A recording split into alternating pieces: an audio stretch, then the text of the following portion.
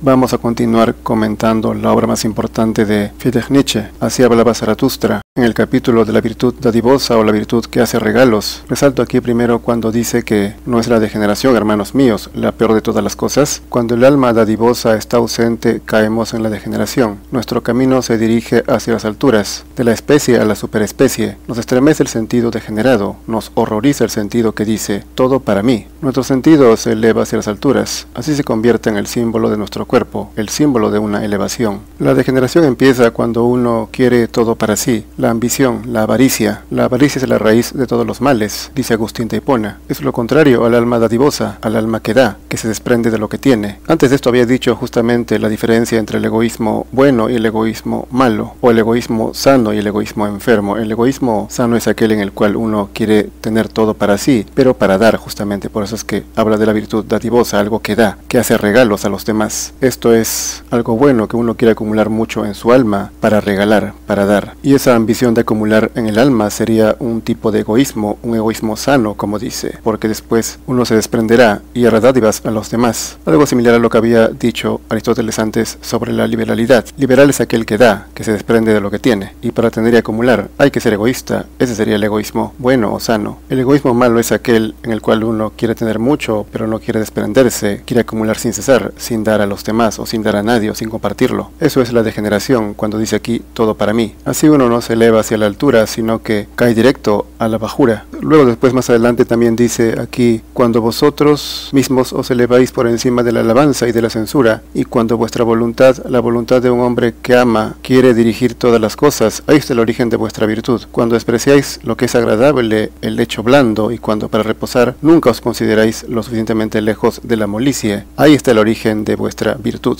La molicie es la blandura, la suavidad, el placer. Uno tiene que despreciar lo agradable, lo muy placentero, porque eso después esclaviza y uno no puede soportar las penurias y los dolores. Tiene uno que ser frugal, parco, sencillo, cuidarse del dolor, pero también del placer, como advirtió Aristóteles. Por eso aquí al principio de este pasaje dice, cuando vosotros mismos os eleváis por encima de la alabanza y de la censura. O sea, hay que estar por encima de lo que da placer y lo que da dolor, de lo que agrada y lo que molesta. Cuando a uno lo alaban se siente bien, obviamente, y cuando le critican, uno se enoja o se incomoda. Precisamente no hay que dejarse turbar por ninguna de las dos cosas. Tener una voluntad férrea por encima de entrambas. Luego, en la segunda parte de este capítulo, también dice aquí, por el saber se purifica el cuerpo, por el trabajo científico se eleva. Todos los instintos se santifican para quien busca el conocimiento. El alma de quien se eleva se regocija. Médico, cúrate a ti mismo y sabrás curar a tu enfermo. Su mejor ayuda será ver con sus propios ojos a quien a sí mismo se cura. Por el saber o el conocimiento uno se purifica, pero eso no es suficiente, sino que uno tiene que ir a la acción, hacer algo con esa purificación, con eso que ha logrado en sí mismo, ponerlo en práctica, ya sea mediante la ciencia u otro activismo. Solamente así uno se eleva, uno asciende. No basta pues el conocimiento para lograr la virtud. Como dijo Aristóteles, el conocimiento tiene poca importancia. O la virtud requiere de obras y no de palabras. Esto último lo dijo Antístenes. Entonces esto es claro en la filosofía. Con el conocimiento y luego con la acción, el alma se eleva y se regocija, como dice. Cuando dice médico, cúrate a ti mismo, quiere decir que uno mismo debe poner en práctica lo que pregona a otros en sí mismo antes de exigirlo a los demás. A propósito de esto del médico, hay muchos que no están en condiciones para curar a otros. Por ejemplo, que tienen sobrepeso u obesos o que tienen malas costumbres, malos hábitos alimenticios, y aún así se consideran aptos para sanar a las personas. Igualmente hay muchos que hablan, pues filósofos o filosofastros, mejor dicho, que dicen muchas cosas bonitas pero que no las aplican en su vida, o que su vida es tan común y tan corriente como la del más vulgar, que tiene los mismos malos hábitos de la sociedad actual. Reitero que para curar a otros, para enseñar, uno tiene que ser superior al promedio, al normal. Luego también aquí dice, en esta segunda parte, solitarios de hoy, llegará el día en que formaréis un pueblo. Vosotros, que os habéis elegido vosotros mismos, seréis un día un pueblo elegido, y de este pueblo nacerá el superhombre. En efecto, ha de llegar el día en que la tierra será un lugar de salud. Es porque ahora la tierra es un lugar de enfermedad, de perdición y de degeneración. Pero aquí parte de los que aman la soledad o los solitarios. O sea, cuando hay un pueblo que esté formado por esa gente que está aislada y que le gusta vivir consigo mismos y disfrutar de su propia compañía. Cuando esa gente sola se junte y forme un pueblo, de ahí saldrá el tan ansiado superhombre. Será el pueblo elegido del cual se erigirá el hombre superior, el hombre supremo. Y cuando la tierra esté poblada por ese hombre, recién será un lugar de salud, un lugar de bien, de virtud. Luego aquí en la tercera parte dice: en verdad os aconsejo, alejaos de mí y precavios contra Zaratustra. Mejor todavía, avergonzaos de él. Quizás os ha engañado. El hombre que busca el conocimiento no debe únicamente saber amar a sus enemigos, sino además aborrecer a sus amigos. Poco agradecimiento se tiene para un maestro cuando siempre se permanece discípulo. Aquí se refiere no solo a la soledad, sino al hecho de que uno debe alejarse de aquel que le elogia, que le agrada, o que le quiere decir qué hacer, como el maestro Zaratustra en este caso, por más que pretenda hacerte mejor, que quiere enseñarte. Por eso dice aborrecer a sus amigos, pues el que quiere ayudarte seguramente es tu amigo o quiere ser tu amigo. Debes aborrecer a ellos, no solo a tus enemigos. Entonces, alejarse del maestro y aún no agradecerle, puesto que finalmente uno sigue siendo un discípulo. Cuando uno se haya superado, elevado y sea capaz de enseñar a otros, recién mostraría agradecimiento al que fue maestro, no cuando permanece discípulo. Por eso dice más adelante: lo mismo hacen todos los creyentes, de aquí que la fe sea tan poca cosa. Ahora os ordeno que me perdáis y que os encontréis a vosotros mismos, y no volveré entre vosotros hasta que todos hayáis renegado de mí. Los creyentes creen todo ciegamente, creen en su fe sin cuestionarla, que es precisamente lo que está criticando, aconsejando alejarse del maestro, del que dice tener la razón, o señalar el camino recto. Se trata pues de cuestionar las cosas y encontrar la verdad por sí mismo, encontrarse a sí mismo. Luego en el capítulo titulado El niño del espejo, dice: oh Zaratustra, me decía el niño, mírate en el espejo. Pero apenas miré el espejo, he lanzado un grito y mi corazón se atribuló, porque no me contemplé a mí, sino la cara gesticulante y la risa sarcástica de un demonio. En realidad comprendo bastante bien el significado y la advertencia del sueño. Mi doctrina está en peligro. La mala hierba pretende ser trigo. Mis enemigos se han convertido en poderosos y han desfigurado el aspecto de mi doctrina, de suerte que los preferidos de mi corazón han tenido vergüenza de mis dones. He perdido a mis amigos. Esto puede interpretarse de varias formas, pero lo que me recuerda aquí es la idea que se tiene de Nietzsche o de sus postulados o su filosofía, su doctrina. Pues muchos, sobre todo jóvenes, identifican a Nietzsche como la perdición del hombre, digo perdición a juicio del siglo que vivió, el siglo decimonónico, en el cual la moral y sobre todo la religión aún era poderosa. Y creen pues que Nietzsche representa al ateo, al demonio, que se revela a Dios y lo declara muerto. Eso sería lo que Nietzsche vio en el espejo, la forma en cómo lo han interpretado muchas personas, sobre todo jóvenes, que usan a Nietzsche o al propio Epicuro para justificar sus malas costumbres, que algunos llaman modernidad. Pero ya hemos dicho claramente en otro capítulo que Nietzsche sí era anticristiano, pero de ninguna manera era antirreligioso. Incluso muchos religiosos de hoy desprecian o hasta repudian las ideas de Nietzsche, sin haberlo leído o sin conocerlo. Seguían pues de esa idea falsa que se tiene, de ese retrato de demonio que le han hecho, los que no lo conocen o los que quieren justificar sus vicios. Pero basta leer un par de libros de Nietzsche para conocerlo, de los tantos que tiene, para no considerarse como uno más de sus amigos perdidos, como dice aquí, y abrazarlo. Por más que haya cometido errores, por supuesto, nadie es perfecto. Y esto de ninguna manera quiere decir que todos somos iguales, por si acaso. Pero por más que uno aspire a lo mejor y ascienda, un poco o mucho no llega pues a la perfección, sino que incluso puede cometer lamentables errores. Incluso el cristiano estaría de acuerdo con eso cuando dice que todos somos pecadores. El problema de esto es que pretende dar a entender que todos somos iguales cuando dice que todos somos pecadores, lo cual daría pie al anticristianismo de Nietzsche.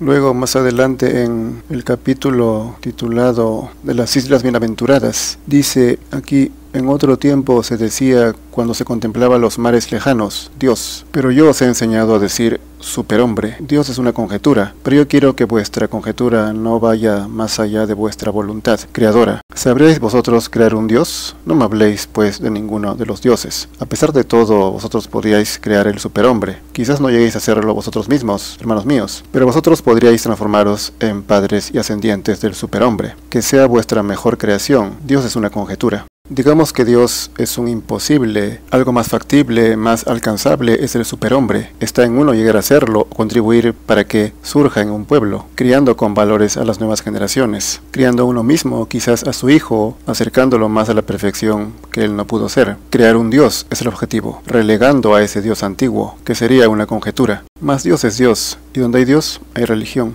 Luego más adelante también dice: ¿cómo soportaréis la vida sin esta esperanza? Vosotros que buscáis el conocimiento, no habéis nacido, por cierto, para lo inconcebible, ni para lo irracional, pero quiero abriros mi corazón de par en par, amigos míos. Si existiesen dioses, ¿cómo soportaría yo no serlo de ningún modo? Luego, no existen dioses. No existen dioses, pero existe la posibilidad de crearlos, convirtiéndose en un superhombre o contribuyendo a que éste surja. No puede concebirse la vida sin ese ideal del Dios, ya sea un nuevo Dios, el superhombre, o siendo uno un creador.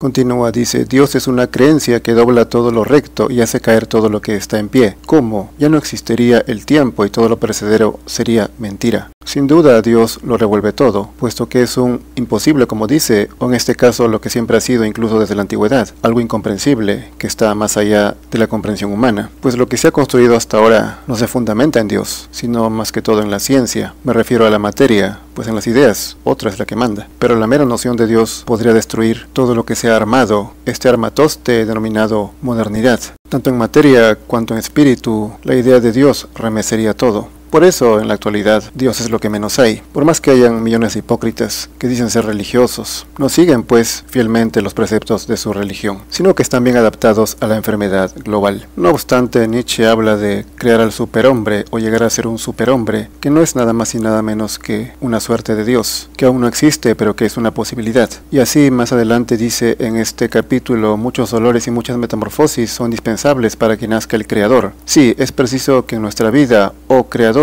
haya muchas muertes amargas. De este modo seréis los defensores y justificadores de cuanto es perecedero. Para que el Creador sea él mismo el hijo que renace, es menester que tenga la voluntad de la parturienta y sufra los dolores del parto. En verdad he seguido mi camino a través de 100 almas, 100 cunas y 100 dolores de parto. Muchas veces he conocido las últimas horas. No es fácil pues llegar a ser un superhombre o un semidios o alguien supremo o muy superior, sino que hay que pasar por muchos niveles, superar muchas transformaciones, soportar sobre todo el dolor, el sufrimiento. Aquel que no está dispuesto a pasar malos momentos, a soportar el dolor, aquel que prefiere una vida cómoda y placentera, siempre alegre y amena, definitivamente no es apto para esta ascensión, sino incluso al contrario, es un lastre para el resto de hombres que buscan esta superación y esta elevación vital, puesto que seguramente intentarán que los demás vayan por su mal camino, que sean sus cómplices y se contagien de su debilidad, de su voluntad débil que se deja llevar, diciendo entre todos que lo que hacen está bien porque lo hacen todos, o casi todos, la gran mayoría. Así es difícil que en una sociedad surja un superhombre. Es mejor por eso que uno antes busque la soledad y se aísle y se aleje de esa sociedad. Por último, dice en este capítulo, en la investigación del conocimiento solo siento en mí la alegría de la voluntad, la alegría de engendrar y de llegar a ser. Si hay inocencia en mi conocimiento es porque en él hay voluntad de engendrar. Esta voluntad me ha llevado lejos de Dios y de los dioses. Si hubiera dioses, ¿qué quedaría por crear? Uno está en la tierra precisamente porque tiene que crear. Si hubiera un Dios o una perfección, ya no habría nada que hacer, sino solo someterse y obedecer lo que diga ese todopoderoso, ese omnipotente, al cual varias religiones se someten ciegamente, a tenor de Nietzsche. Y ciertamente todo esto que menciona Nietzsche no es original de él. Esto ya lo dijo Platón y los antiguos, de que uno debe esforzarse por ascender a lo divino, a ser un dios o un semidios, como decían a Platón, por ejemplo. Al propio Platón, Agustín de Hipona lo llamó semidios. El propio Aristóteles dijo que los hombres pueden alcanzar la divinidad y alcanzar el rango de dioses mediante una sobreabundancia de virtudes. Entonces, más claro que el agua, imposible. Ese es el superhombre precisamente, puesto que Nietzsche también habla de la virtud. Pero esto ya lo había mencionado Platón, que fue justamente maestro de Aristóteles. Y los antiguos en general tenían esa idea también. De manera que se puede ascender y ser superior, ser incluso un semidios o un superhombre, que sería una especie de dios. Pero es algo muy difícil, hay que pasar muchos trabajos, muchos sufrimientos. Algo a lo cual pocos están dispuestos, muy pocos. De modo que aún esforzándose esos pocos, la posibilidad de que nazca un superhombre es ínfima, pero no imposible. Y todo eso es religión, y por eso hay que leer mucho a este autor antes de creer que sus ideas llevan a la perdición o que es un ateo o un monstruo. Y eso es lo que siempre postulamos aquí, la ascensión, la elevación, no mediante palabras, sino mediante acciones.